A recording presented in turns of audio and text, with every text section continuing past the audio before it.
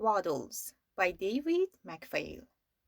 Waddles waddled like a duck, but he was not a duck. Waddle was a raccoon, a very round raccoon, and he was always hungry. Spring. Waddles lived in a hollow tree in the park near a beautiful pond. Every day, Waddles waddled down to the pond to visit his best friend Emily. Emily was a duck. Sometimes they went swimming together. Other times, Emily kept Waddles company as he searched trash cans for something to eat. Emily offered to share the bugs that she caught, but Waddles preferred half-eaten sandwiches or cake. One morning, Waddles found Emily sitting on a newly built nest. "Would you like to go for a swim?" Waddles asked her. "Not today, Waddles," said Emily. "I laid my eggs. Now I have to sit on them until they hatch." "But how will you get food for lunch?" Waddles asked. "I'm not sure," Emily said. "Then I will bring you food every day," Waddles told her. A few days later, Waddles brought Emily some breakfast.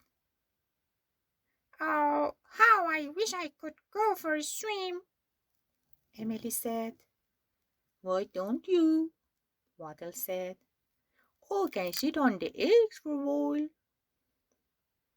At first, Emily hesitated, but then she thought about it. "That's a splendid idea," she said. "You are very cuddly, and with all your soft fur, surely you will keep the eggs safe and warm." So Emily went off for a swim. Waddles waddled over to the nest and made himself comfortable. He felt very proud that he could help Emily and protect her eggs. Suddenly, Waddles felt a poke, and then another. He turned his head to see a red fox crouching behind him. Waddles started to growl. He knew the fox wanted to steal the eggs, but Waddles had promised to protect the eggs, and Waddles kept his promises. When the fox saw how determined Waddles was, he slowly slunk away. Then Waddles felt a tickle underneath him. At first he thought the fox had returned, but one by one the eggs were beginning to hatch.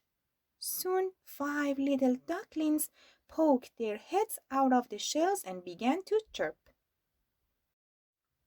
"Let's go find your mother," Waddles told the ducklings. The ducklings tumbled out of their eggs and made a right line behind him. Together they waddled to the pond. Emily laughed when she saw them. "Oh, Waddles, what a lovely little family you have," she said. And then they all had a swim. Summer. Every day Waddles visited the ducklings. Sometimes Waddles told them stories. Sometimes they went swimming. Sometimes they shared their favorite snacks. And sometimes they all just cuddled together for a nap in the warm sun. Waddles had never been so happy. Autumn. Soon the ducklings were not little anymore. They were nearly as big as their mother. The days grew shorter, the wind blew colder, the ground in the park was covered in leaves. One morning, as Waddles waddled to the pond, he noticed the park was covered with a glimmering coat of frost. "Good morning, Waddles," Emily said. "I'm afraid it's time for us to fly south. This park will be no place for us when the winter comes." This was the saddest news Waddles had ever heard. What would he do without Emily and the 5 ducklings? Don't be sad, Waddles, Emily said. One day it will be spring again and then we will return. The ducklings crowded around Waddles and hugged him goodbye. Then, with their mothers leading the way, they went scooting across the pond and rose into the sky. Even after they were gone from view, Waddles could still hear them quacking. Finally, their sounds faded and he was alone. Winter. Winter had never bothered Waddles before. His thick fur kept him warm, and the park was always so beautiful in the snow. But it just wasn't the same. There was no one to tell stories to, or to ice skate on the pond with, or to share snacks with, or to cuddle next to for a nap. Waddles still looked through the trash cans for food, but he just wasn't very hungry. The cold days slowly passed. Then one day Waddles discovered a little flower pushing up through the melting snow. Waddles heard a noise in the distance. It was the sound of ducks quacking.